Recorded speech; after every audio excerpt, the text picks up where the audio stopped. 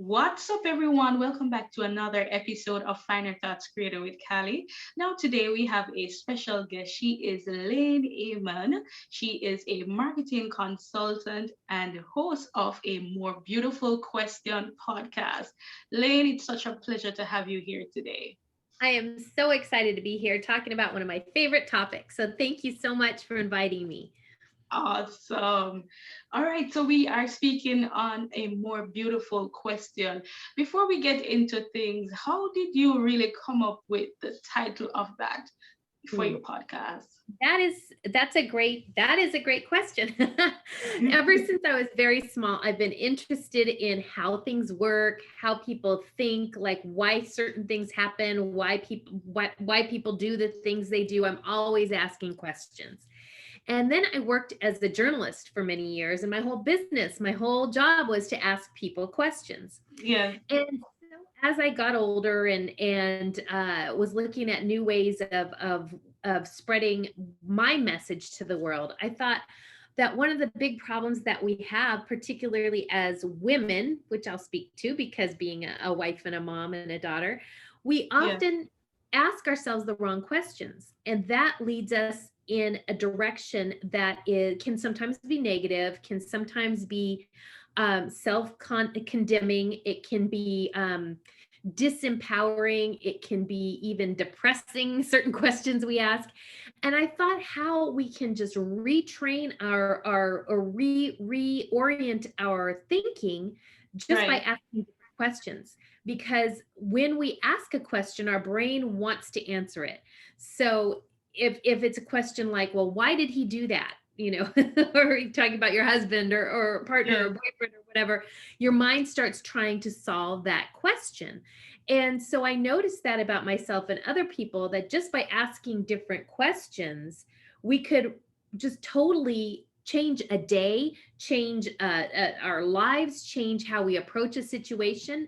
And it's just so powerful. It just becomes a habit of asking better, more beautiful questions. And beautiful in the sense that it brings us closer to God, brings us further along in our relationship with Him and our faith walk. And that to me is what I'm here to do, is to help people do that. wow, wow, so interesting. Now, some people they approach life from a what if or why is this happening perspective, especially when they meet a fork in the road. Is it sufficient to just say reshape your thinking when you know there's negative around? Right, right. And I don't want to say that I'm trying to always bypass the negative, because there are real challenges in this world. We look around us every day, and we live in a broken world. People are in Yes, pain, people are suffering, relationships are hard, and some days life is hard. So I'm not just saying, oh, well, just focus on the five things you like best in the world. I'm not saying that. I'm yeah, saying that when we're faced with those challenges, the questions we ask ourselves will give us better, more constructive solutions. So if we right, look at, let's say there's something bad that happens, like, I mean, let's say um, someone in your family your mother gets or you yourself gets diagnosed with breast cancer, or COVID these days, or whatever it is. It's very right, common for us to start looking for a reason, like I must be being punished, or I must have done something wrong, or what did I do wrong, why me, we want to blame something or someone. That's natural right, to find the reason, but it's not particularly helpful, because let's say I did drink a lot of Diet Coke when I was younger, and now that gives me health problems. That's true. Does yes, it help me to then be beating myself up over that? Because the right, reality is that I'm dealing with this situation, and I can either move on from there and go in a positive direction, or I can spend a lot of time and energy trying to blame my past behaviors, or that time I sat in a car before smoking was illegal every place, and somebody was smoking next to me, or my parents didn't feed me the right food growing up. That doesn't help, because right. I want to move on and be an example of positivity and empowerment and faith for other people. And if I'm looking to blame or looking for why things went wrong, sometimes that just doesn't matter, because it's not going to change things. Wow, wow, absolutely true. What would you say then to somebody who is experiencing a Job crisis? Because Job is a well-known scripture in the Bible. So much affliction. He even Yes. cursed the very day he was born. So, in Right. a situation like that, what would you And say? just to summarize, I actually went through my own period where I felt very afflicted. And that was in 2019. It had nothing to do with the worldwide pandemic. That just kind of added to it. But I was felt like our family was being attacked on multiple fronts. Where one of my kids, I have three children. One of my kids had a health issue that we weren't sure how serious it was going to be. My Yes, husband found himself in a position where he had to find a new job, and I lost one of my main clients, and we were trying to sell our house, and we were having all sorts of problems around that. And a close friend of mine from high school who had had health issues for years, it was just in that same period she passed away, and that was very wow. traumatic to me. So every day I felt like I was waking up to a new crisis. And just Right. like Joe, like my family was being attacked, my finances were being attacked, my friends, some friends Every were area. coming and going, every front in my life. I felt like what more could happen. And the problem was something else could always happen, right? Yes, So I think the key when that happens is to really reduce it down to what worked for me, is bringing it down to what do I have to do right now? Because sometimes if we look at everything and think about how do I handle the finances? How do I handle my child's health? How do I help my husband with this job situation? How do we handle the selling of the house? How do we, process the grief? Like everything is too much at once. And so what I right. found, there were several things that really helped me. And one of the main one was just looking at 1 minute at a time. And there's a passage in the Bible that says, let the day's own troubles be sufficient for the day. And I would let the minute's own troubles be sufficient for the minute. Yeah, I would wake up and I'd say, okay, what do I have to do first? I've got to get up and feed the dogs. So I'd get up and feed the dogs. And then I wouldn't let my brain go to what was going to happen next week or next month or how we were going to get through this. I stay in just the said, I am present moment. exactly very mindful about, okay, right now my family is okay. We've got a roof over our head. We've got food on the table. We're all here. Yes, we're having struggles, but if I reduce it down to this present moment, that's Right. all any of us are assured. I mean, Wow. even somebody Wow. who is in perfect health and great bank account and whatever, the next minute can bring anything. We just don't know in this world. So Right. Right. reminding myself I've got this moment and God's got me really helped me. And then there were several other things that I've written about and talked about that were just daily practices that kind of came during that time, but it Yes. was really first and foremost bringing it down to right now, and I'm breathing, I'm here, what good can I do in this moment? What do I have to take care of in this moment? And then take each moment as it comes. And it's not easy. It is not Yes. easy. Yes. Um, so if any of your listeners have somebody who they love who's hurt or suffering in some way, that's worse, I think, than suffering yourself, is seeing someone you Yes. love suffer. It is so hard. But we Yes. can't help them if we're falling apart. And that's what I just Wow. kept reminding myself. I gotta just focus on now, and then I'll take care of the next minute when the next minute comes. Right. So you have to take care of you so that you can take care of others. That's so Exactly. interesting and Exactly. true. Now, what does it mean then as a woman, a married woman, to really be praying constantly for your household and acting out your faith every single day? What does Yeah. that look That like? is, that's such a good question. And I think a lot of people make prayer this really big and formal thing. And I can Yes. just speak to what works for me. And that is to be constantly having this conversation with God. So if I'm driving in the car, I'm talking to him in my brain and sometimes out loud. Yes. If I'm starting my day, I try to start it with some kind of scripture and then let that kind of be the place I come back to during the day. Just making room, bringing it to him constantly and making room for him to respond, because that's another thing we do with prayer is we talk a lot and we don't let God talk to us. So Right. we dump it Right. all out and they're like, phew, thanks, I feel better, but we don't Yes. sit in that silence and wait for an answer. So to me it's a lot of talking, a lot of listening, but doing it throughout the day, as Paul instructs us to be pray constantly. Constantly. um, Right. Yeah, and just to have that conversation going on with him, so it's not just in this morning time or not just in the afternoon, but if I'm driving in my car and I find myself worrying about something, then saying, God, can you take that worry from me? And thank you for always being there. And just the thank you prayers too. So that to me is what it means to pray constantly. And it's interesting because I don't know if it's my culture, but the posture of prayer is always uh, seem to be kneeling down Yes. at a specific area in your house or at church.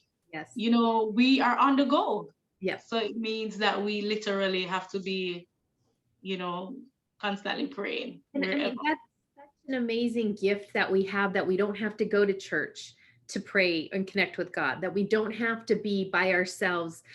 Even though those are amazing times, we can literally take him with us anywhere and be, I'm inviting him into this conversation, where Right. three or more are gathered in his name, he's here. He's So there. what, let's make him part of it and not, I like to not see these hard defining lines between prayer time and work time and every other parts of my day, but really just bringing him into what I'm doing.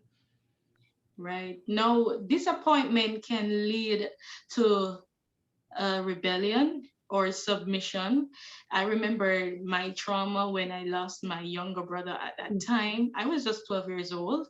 Mhm. And I was really disappointed in God. And I was saying, God, how can I be serving you? All my parents, all my families rather, are saved. And, how did you manage to allow this to happen? And I carried that trauma right throughout my life, where I realized, this is not serving me in terms of how I think, because I would constantly go back to that day and feel Right. very sad. What Right. would you say to persons who are hurting Yeah. to really navigate this? Yeah, I actually did a whole episode on disappointment and being let down, because it can really erode our faith. And there are degrees of it. There's the situation like yours where you've lost something so precious and dear to you. And it's not just disappointment, but it's a deep pain and a betrayal almost. And Right. then there's the idea, well, oh my gosh, well, I thought I'd have, I'd be staying in five-star hotels and I'd have a Mercedes and I thought I'd be this and instead I'm just this. There's Yes. that disappointment, like when they say first world problems or the coffee person doesn't get our order right and that kind of thing. So Yes. there's different responses to those. For the minor ones, the ones where we just feel that disappointment without necessarily the betrayal and the deep Right. hurt, a lot of it comes from the expectations, that we think we deserve something. We deserve for our coffee to be on time. We deserve the house. We deserve the husband. We deserve perfectly behaved children and hair that does just what we want it to, and all those things. And we really don't deserve anything. I mean, just being here is a huge gift. It's like I always sometimes think about taking my kids to Disneyland or on a very nice vacation, and then they're complaining because they didn't get the mouse or ears and they didn't get the big, the cotton candy, and I wouldn't buy them the t-shirt. And all I think is, oh my gosh, you guys are so spoiled. And I think God Yes. thinks of me that way Because sometimes. they're at Disney. I feel like here he's given us this amazing world, and I'm still like, well, where are my mouse ears? I wanted the red ones and they only had blue, or that kind of thing. So at that level, I really bring it back to the gifts that I have and being grateful for what I have, and reminding myself that who am I to think that life should be perfect for me, that the coffee should be the right temperature and my husband and I'll never have arguments, or I mean that's Wow. not reality. Yes. Then at the other end of the spectrum, though, when you're talking about the betrayal, the hurt, like, oh my gosh, God, I feel like my life has been ripped out from underneath me, and it's like the Job situation where he lost all his sons and daughters and Yes. his livelihood and everything. That is hard. And the thing that helps me is realizing that he walked through a lot of the same things in terms of he lost his son. He knows Yes. what that feels like. Wow. And that even that he can understand, and that he can handle our anger, he can handle our questions, he can handle our doubt. And what he wants us to do is to use that to come closer to him. And so often we want to pull away because we feel like he's hurt us. And I think about how again, we're not going through anything that he hasn't experienced himself, and Right. that helps. But then there's also the faith that comes in. It just says, God, I know you can make good out of this. I know if I bring this to you together, we can make beauty out of ashes. And that's what I want to do. I don't want that to be wasted. I don't want my sorrow to be wasted. I don't want this person's life to be wasted. I don't want it to turn into something bitter and angry. I want it to be something that can still glorify your kingdom, because when we do that, there is no greater testimony to him than when we are able to overcome it, not say we're healed from it, because I don't Yes. think we ever heal in those hurt places. But we can move on from it and we can find peace. And that's really, I think, what I'm after is that peace, and not, I don't want to have a bitter heart. I don't want to have a hard heart. And it's hard because we're always going to be asking why. Why? Oh, wow. Always going to be asking why. Mhm. That's Yep. so true. Yep. That's so And we true. can spend a lot of time there. And I think it's good to ask that question. But then also, what I want to do is then move on from that question to, okay, now what? Now, what do I do with this? This has now become part of my story. Right. So, is that going to be my whole story? Is this anger and hatred and bitterness and whatever it is? Because there are people out there who've gone through far worse trauma than I have personally. You yourself have gone through horrible trauma. I don't want that to be my whole story. I want to Right. use that to glorify him. And when we do that, the enemy hates that because he thought Mm. he could bring us down. And it's Yes. just, that's when I get my fighting gloves on. I'm ready to go to battle there. Yes. Yes. Wow. That is so profound. Now, onto the topic of purpose. What would you say then to a person who just feels like they're existing, working to pay bills, just going in a cycle and have no sense of purpose? Yeah, that is very common because we can get caught up in the routine and forget why we're doing it. And there are periods in our life where I think we all go through that. So the first thing I would say is that that's common. It doesn't mean you're doing the wrong thing. It doesn't mean you're in the wrong place. It just means that, again, we're in a broken, fallen world and things aren't going to be perfect sometimes. And we're going to have to, I tell my kids this, you're going to have to take classes you don't want to take. You're going to have to learn from teachers you don't like. You're going to have to work for bosses that you seem like you're smarter than, whatever it is. That's part of what we're here for. And what I try to ask myself in those times is, okay, what can I learn in the situation, instead of saying like, why am I here and why is this happening, and thinking there's something wrong, instead of saying, okay, what can I change? What can I change about this situation? Can I, with my kids in college, can I change my major? Am I just not happy in this major? Can I change my job? Can I change where my desk is? I mean, there's always something we can change. And sometimes though, we feel like the real problem we can't change. So like if we're Yes. working for a boss and that's just who we have to work for, and we don't see any alternatives and we're kind of stuck. Sometimes I think we get in those periods just as a refining type of thing. Yes. Like, okay, there's something here I need to learn. And until I learn that, I'm going to be here. So I start asking myself, what can I learn in this time? Who can I reach right here? Is there somebody at the desk next to me that God put me here for a reason? Because he Right. wants me to connect with that person. Or if I'm working in a service job and I'm coming into contact with people all day long, we can literally do his work anywhere. And again, that's another Anyway.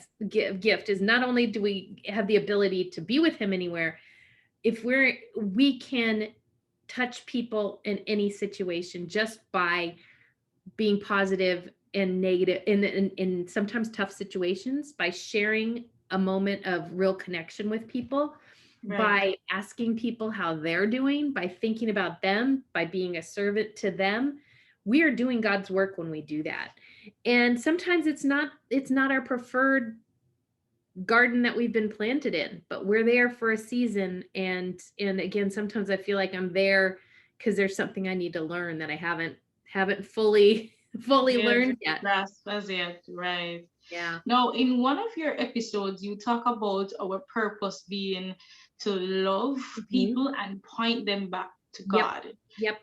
how is that even possible, even when we don't feel like it? Because we're going through our own trials, our own tribulations, and then you're telling me now to point back people to God when I'm in a quandary right now. Right, right. And there are times where we are just trying to get breath into our lungs, and it's Yes. asking an awful lot of us if our child is sick, or, we've just lost somebody or something that's very dear to us, to then be like little Mary Sunshine out there. But first of all, we can do what doctors take that oath to first do no harm. I think that's the first thing, is to resolve not to lash out in our own times of anger or hurt, because in that moment we feel like it's going to be, we're going to feel better if we let people have it, but we never do. Afterwards we feel guilty, and it just compounds it. So that's the first thing I look at is, okay, I just don't want to make anybody's day worse. so so even if I'm going through a horrible time and I'm hurting and I'm struggling, I'm not going to take that out on my family. I'm not going to take that out on my friends, on people I come in contact with. And that is hard. That is hard. Right. It's not easy. But I think that's the first place to go. And then from there, we can just say, okay, I'm in the middle of this right now. I'm walking through the fire right now. Someday I'm going to tell the story of how, with God's help, I conquered this. And so I don't think we're necessarily supposed to be in the fire, you know, testifying to others. Like if you read the story of Abednego, and I can't remember, sorry, my book just fell off. I can't remember the three names. Abednego, where they Meshach go and in. Abednego. Yes, Shadrach, Meshach, and Abednego. They go into the fire. And Yes. after they came out of the fire, that's when they started testifying, changing people's lives. They weren't in the Yes. middle of the fire going, "Hey, we're okay in here," So I sometimes think about that. It's just there will come a time where this mess will turn into something that I can use to glorify God. Wow, wow. So interesting. I love that scenario a while ago. Uh, you also describe a scenario of life as it is where it's like you're building a bridge while learning to cross it. And I want to know if that is mutually exclusive or that can be done at the same time. For example, I want you to shed light in the areas of parenting and marriage. How can we literally build a good marriage life while we're learning about our marriage? Right, right. And I think we have to be able to do it in different areas at the same time, because my relationship with my husband now, we've been married over 25 years, is still changing. It's not like we reach a point where like, oh, work's done, Yeah, we can relax now. yeah, We're coming up on the point where in a couple years all our kids will be out of the house. And that is a very different place in of life than it was when we were hands-on parenting three kids at once. right. So I think it's all tied together. Again, I'm not one who likes to look at big defining lines between parenting and marriage. It's like I do have a separate relationship with my husband, obviously, but that also impacts our family. It all kind of ties together. So I think Right. we have to be able to focus on different things at once. And that's where it gets tricky. And that's where I often find myself going to God and saying, okay, I don't know how I'm going to handle all this, because I got this going on, this going on, this going on. But, he wants us at the point where we have to turn to him. He wants us at the end of our capabilities. So it becomes our source of strength. So it changes. How I parent my kids now is very different than how I parented them 10 years ago. And what is the same though is the values of Right. integrity, of honesty, of serving the Lord. And then it becomes a question of, how can we demonstrate that? How can I demonstrate that in my relationship with my husband? How can I demonstrate that in the relationships with my kids? How can I become an example for others? And what kind of parent do I really want to be? And thinking about that and constantly realizing my goal is to point them to him. Mm. That's the same thing that's true with my friends and my family, as I want to constantly be pointing everybody to him. And that doesn't always mean like, well, you just need Jesus in your life and everything will be fine. that it means loving selflessly. It means demonstrating his love and his mercy, and talking with them about that, and talking to them about the times where I screw up, and the mercies come new every day, and just come letting the people I love and who are close to me know that I'm a work in progress, and that I'm aiming to show them, that my goal is to show them that God's love. And that's a conversation I had with my older daughter in particular. It's like, you know what? Our goal is not to make you miserable. You might think that we wake up in the morning and try to think, how do we get her today? How do we make her life just horrible? And I said, you know, everything we do is truly out of our love for you. And sometimes we screw up. Yes. But even when we screw up, we did it because we thought it was the right thing to do. So, Wow. yeah. Wow. And let me just say, 25 years is a long time. It is. Congratulations. Thank you. Thank you. Wow. Wow. Now, you talk about living our purpose in our daily lives, and sometimes we think we need a very big platform to Mm-hmm. showcase that. Mm-hmm. How important is vision and purpose in terms of quality as opposed to the quantity? This is the one that I struggle with, because I am a person of big vision, and I want, I'm also somebody who loves to be in the spotlight. I love to be on stage. I love, some people, that's a nightmare to them. And Yes. so it's very hard for me to think I'm being a quote unquote success if I don't have the packed crowd. Numbers. Right. And so I have to keep, and that's an ego thing for me. That's ego. It's pure pride. It's pure ego. And I have to remind myself that God, I use this phrase all the time, his economy is not the same as ours, that what may be important to him probably is not important in the world. He doesn't care how many Instagram followers I have. He cares if I'm showing up, and again, pointing the people who come, pointing them to him. And I think, especially as a parent, I start seeing how my impact may be through going deep with specific people versus going very broad and very superficial with a lot of people. And because I see my kids and I think, oh my gosh, there's so much potential in them to go out and change the world. And I think, well, if they just raise good families and they teach their kids to raise good families and they teach their children, that's the most important work we can be doing, because who cares what's going on in the world if we've lost our families? Wow. So I True. remind myself of that, and I remind myself that the numbers are just pride. I remind myself people can buy followers on Instagram, Yes. and, Yes. and that, but for what? Because I want to change people's lives by pointing them to God. And if I'm just buying numbers, I'm not changing anybody. So that is Right. very hard, though. And especially as I get older, and I see people who are younger doing these amazing things with big audiences, and I think, when's my time? When's my time? Yes. I'm not very patient. So that's been hard. That's something I continue to struggle with. But I know that the numbers don't matter, and that Jesus had 13 people around him, and really a smaller group than that he was very close to, and he's made the biggest impact on the world. So Wow.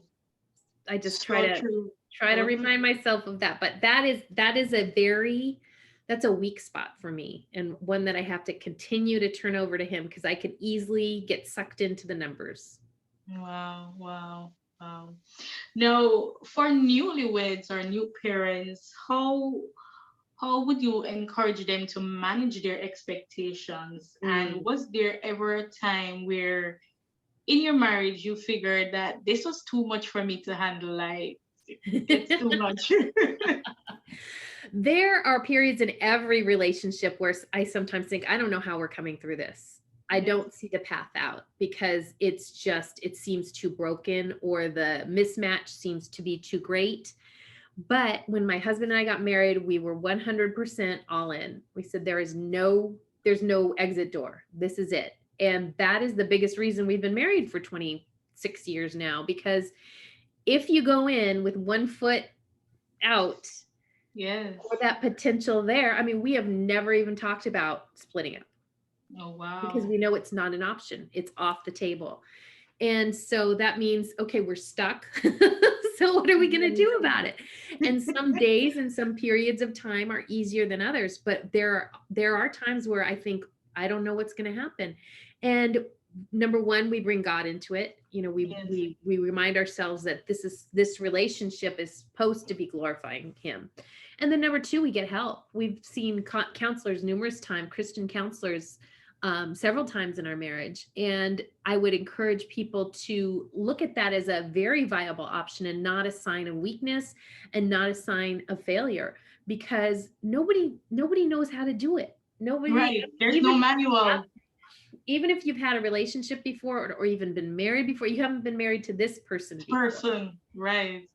And same with Wow. parenting. When you become a parent, you got and you've got some people telling you one way and some people telling you another way, and it's just it's very, very difficult to navigate that with while listening to all the different voices. So Right. that's part of it too, is just to not listen, listen, have very selective people you listen to. And Right. hopefully those are people who have themselves raised good kids, because your friends probably are making it up as much as you are and they don't know anything. Even parenting experts, I look at some of their children and I'd be like, I don't want my kids to turn out like that.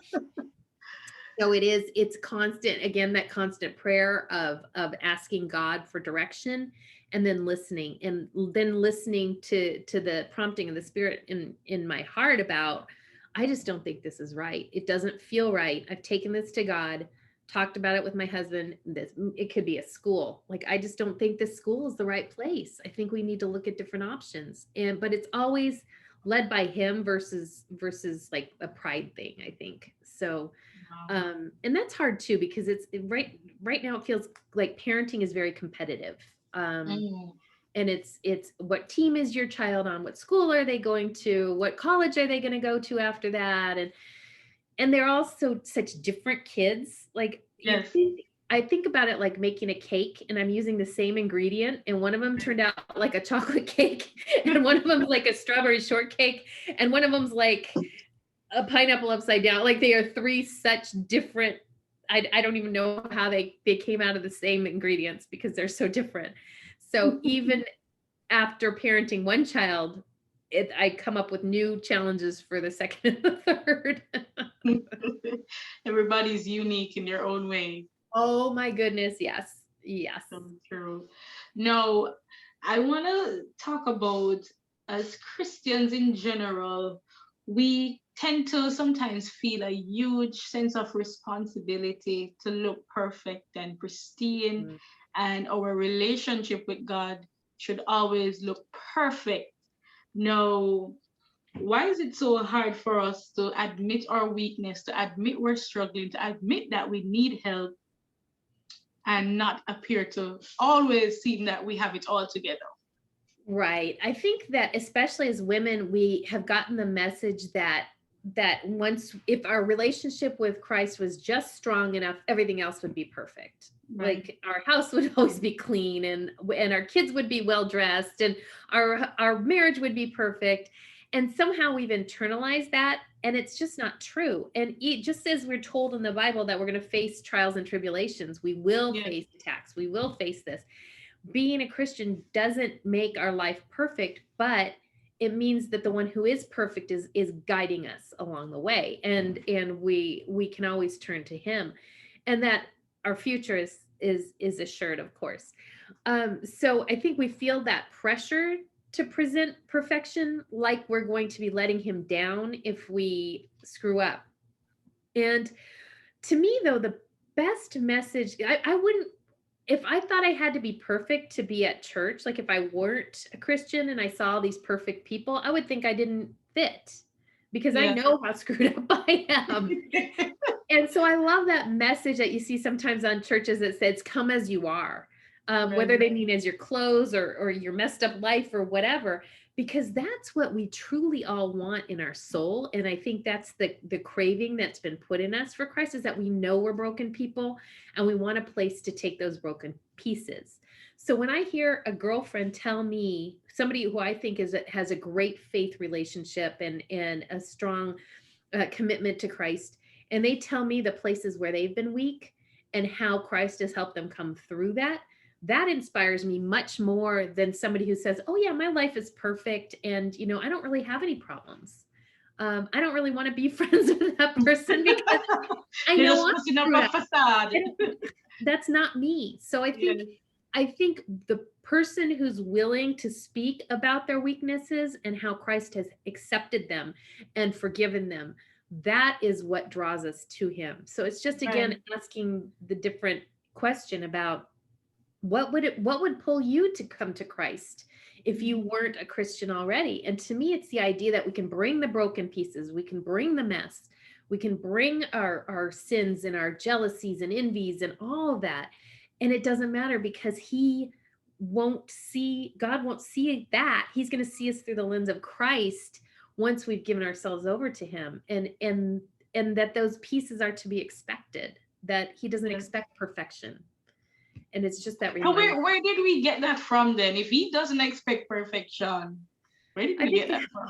I think it's pride, and I also think that sometimes when we're taught as little kids, stories about the Bible, everybody sounds so perfect. They don't tell us really Yes, about this person was sleeping with this person's yes, concubine and this person. They don't tell us the pretty stuff. They tell us yes, when we're little. They tell us, oh, they were so committed and they were so this and they were so, all of that. right, right, right.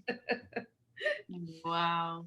What does it mean to really be a joy rebel? I always Mm. hear you talk about I'm a joy rebel. Yes, yes. Well, I feel like right now, particularly, there's we live in a dark world. It's always been a broken world, but I feel like particularly right now, we're getting a lot of darkness around us. That a lot of what we stand for as Christians is being attacked, both on a global level as well as in our communities. And a lot of the things that we want to stand for we feel intimidated to speak up about because it's not politically correct to say, Right, I believe this and I live my life this way. We're called all sorts of names for that. And we are being persecuted. And so the tendency then is to shut down. And we can also tend to say, okay, well, I'm just going to retreat into my little house and do my little thing with my little family and not worry about what is going what's on out going on? there. Right, But if we do that, everything dies in isolation. So we've got to be out communicating with other Christians and creating community because we're stronger in community. But then yes, even beyond that, I was thinking to myself about a year and a half ago is that it's almost like it's this act of rebellion to have the peace of Christ right now, to have joy, and joy not being happiness, but just joy knowing that our future is assured, knowing that he's in control, knowing that we don't have to live in fear, that people are attacking us for saying we're not afraid. So I right, think I was playing with that and I'm like, I want to be a joy rebel. I want to be somebody who stands up for Christ. And even though my voice may be small, I want to proclaim what I know to be true and inspire others to do the same. And also, the darker it gets, the brighter one tiny light is. The darker the world is, the more we see those little beams of light. So it doesn't matter how small our voices are, because when it's pitch black, even if you have I was just writing about this, even if you have like a little birthday candle in a dark room, that's all people see. And then if you get 5 people who have their little birthday candles and 10 people or 100 people, then we're right. all banding together and suddenly there's light for Yes, everybody. yes, That's what I want to be. That's what a joy rebel is. Somebody who says, I'm not giving in to the pressures outside or internally. I'm not giving in to the attacks. I'm not giving in to the negativity or the challenges I face. That life can be hard. It's very hard. We know we're going to suffer. But even despite that, I can stand on Christ's truth, knowing that he is in control and the battle has already been won, that we don't wow, have to fear. And to me, that's what I'm here to do. awesome. I appreciate this conversation so much. Oh You my spoke gosh. about starting your podcast in 2020, which Yes. was the pandemic, even though Yeah. we're still in a pandemic. What was that process like, your mindset and everything? Well, it was completely God's timing. And a couple years ago, I had just was thinking about things that I like to do. And I was thinking, gosh, I think I'd really like to do a radio show. And I've done podcasts in the past, but I was thinking, I Yes. want to be on the radio. That just seems like something that I would love. And so I put up a Facebook post, and this is probably 2018. And I said, does anybody know anything about radio? I think I'd be good on radio. I'm very humble. Can you tell? I'd be good on radio. And a couple of people said, oh yeah, my uncle had a show, or yeah, oh, but nothing ever came of it. But then in 2020, like August, Yes. I was invited to be on a radio show here in Phoenix. I live in the Phoenix area in Arizona. And Yes. after the radio show was over, the host, who was the station manager for this Christian radio station, said, gosh, have you ever thought about being on radio? And I said, well, yes, I have. And he said, you should have your own show.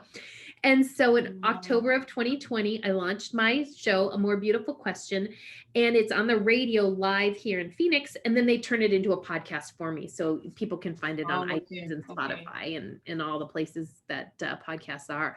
But I just love it. I love it because once a week, I get to talk for about a half an hour on just what God tells me to talk to people about.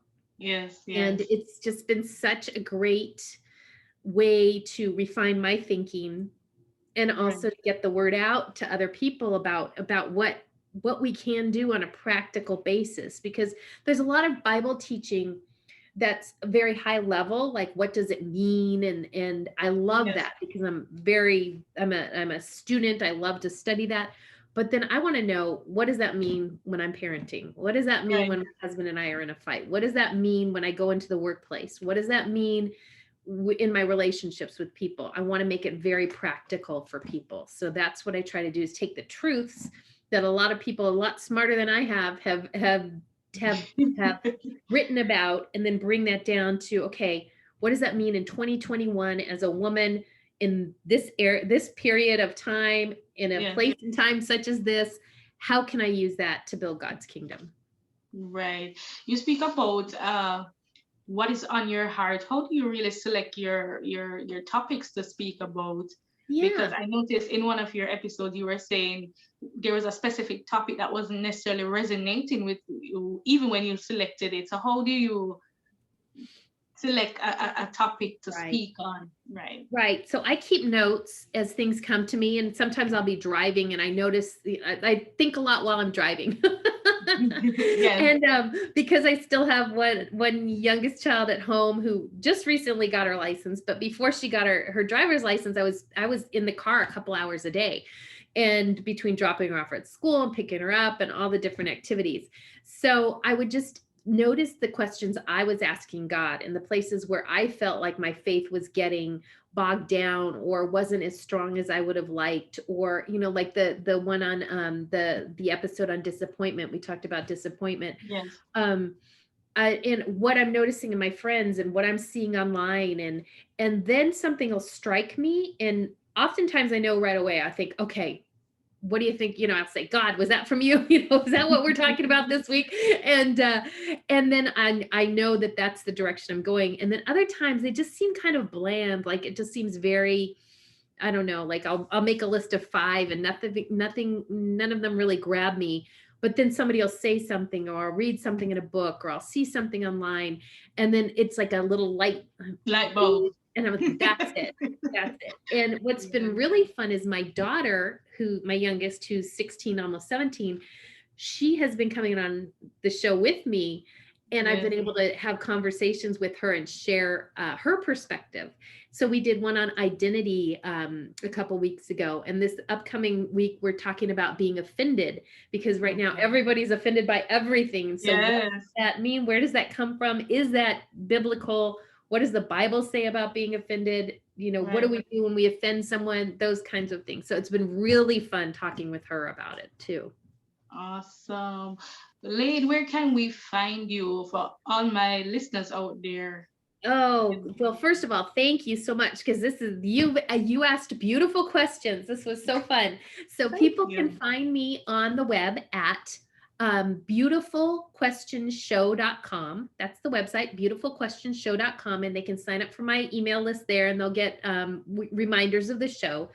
The show itself is on iTunes and Spotify and all the places you can find podcasts. And then the place I post most frequently on social media is Instagram, and that's at Lain.Ehman, Lain.Ehman, and it's Ehmann.